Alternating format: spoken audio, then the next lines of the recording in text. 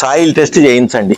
Number 1 ఎండాకాలం soil పశువుల ఎరువు వేయండి. 3వది పచ్చి రొట్ట ఎరువులు వేసుకోండి. వాటిని దాంట్లో కలియదున్నండి. తర్వాత దుక్కిలో మనం నాటేసే ముందు ఒక చివరి దుక్కిప్పుడు సింగిల్ సూపర్ ఫాస్ఫేట్ ఎకరానికి ఒక 6 బస్తాలు. డిఏపి బదులు సింగిల్ సూపర్ ఫాస్ఫేట్ ఎందుకు వేయమంటున్నాను అంటే డిఏపిలో కేవలం నత్రజని భాస్వరం మాత్రమే ఉంటాయి. కానీ మనం కాల్షియము సల్ఫరు మొక్కకి వేయట్లేదు మనం. కాబట్టి మీరు సింగిల్ సూపర్ ఫాస్ఫేట్ వేసినట్లయితే సింగిల్ సూపర్ ఫాస్ఫేట్ లో భాస్వరానికి తోడుగా కాల్షియము సల్ఫరు ఉంటాయి. కాబట్టి ఇప్పుడు మనం single super phosphate urea potash ఈ 3 కలపటం వల్ల మనం ఎన్ని రకాలు అందిస్తున్నాం? నత్రజని ఇస్తున్నాం, భాస్వరం ఇస్తున్నాం, పొటాష్ లో పొటాష్ ఉంటుంది, కాల్షియం ఉంటుంది, సల్ఫర్ ఉంటుంది, క్లోరిన్ ఉంటుంది. 6 రకాల న్యూట్రియంట్స్ ని మనం దుక్కిలోనే మొక్క చేసేస్తున్నాం. అర్థమైందిగా? నేను ఎన్ని కావాలని చెప్పాను? 13 కావాలని చెప్పాను.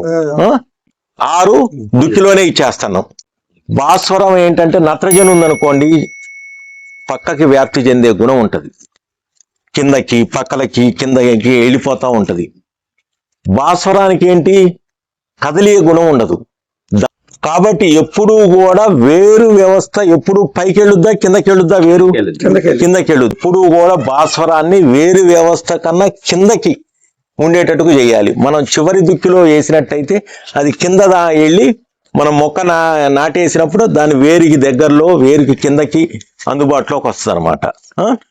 మీకు వైరస్లు రాకుండా ఉండాలి, నల్లి సమస్య తగ్గాలి, మొక్కకి పండాకు రోగం తక్కువ ఉండాలి, దిగుబడి బాగా పెరగాలి, పండుపూత రోగం బాగా తగ్గాలి, వీటన్నిటికీ ఒకటే పరిష్కారం.